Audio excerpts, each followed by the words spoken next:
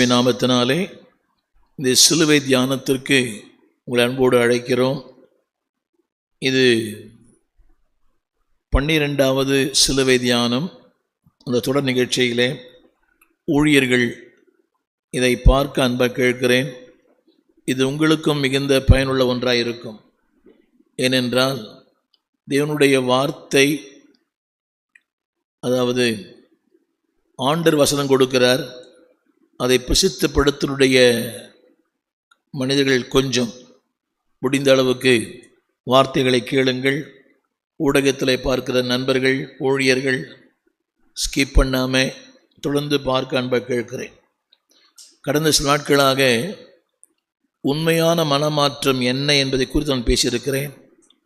அதாவது மனமாற்றம் இல்லாமல் மனம் திரும்புதல் இல்லை.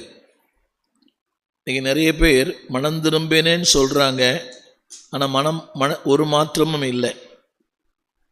அடிக்கடி பார்க்குறேன், திருமணங்களில் பார்க்குறேன், பொது இடங்களில் பார்க்குறேன், ஒரு மாற்றமும் இல்லை. உலகத்தாரை விட மோசமாக இருக்கிறாங்க. திரும்ப சொல்லுகிறேன், தேவனால் வருகிற மாற்றம்தான் மனமாற்றம். இன்றைக்கி சொல்கிறாங்க, இந்த தியானம் பண்ணால் இது ஒன்று விட்டு போயிடும், யோகா பண்ணால் இந்த பாவம் போயிடும். எந்த தவறும் மனுஷன் விட்டு போவாது. திரும்ப சொல்லுகிறேன், எந்த காரியங்களும் மனித வாழ்க்கையை மாற்ற முடியாது. கல்வாரி சிலுவை மட்டும்தான் மனித வாழ்க்கையை மாற்ற முடியும்.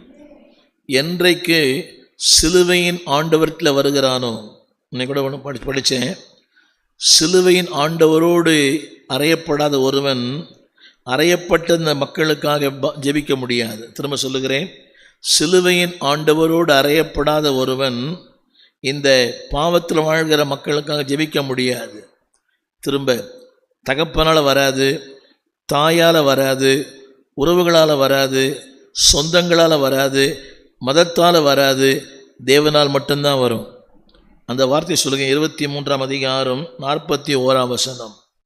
நேற்று வரை அவன் குற்றவாளி, அந்த நிமிடங்கள் வரை அவன் குற்றவாளி, கொலைகாரன், தண்டிக்கப்பட்டவன், நியாய தீர்ப்புக்கு உட்படுத்தப்பட்டவன்.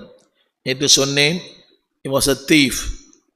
இரண்டாவது, he was a criminal. மூன்றாவது, he was condemned. அவன் நியாய தீர்ப்புக்கு உட்படுத்தப்பட்டவன். நல்லா கவனிக்கணும்.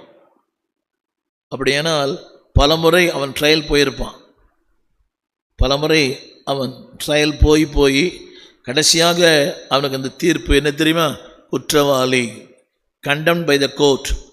அந்த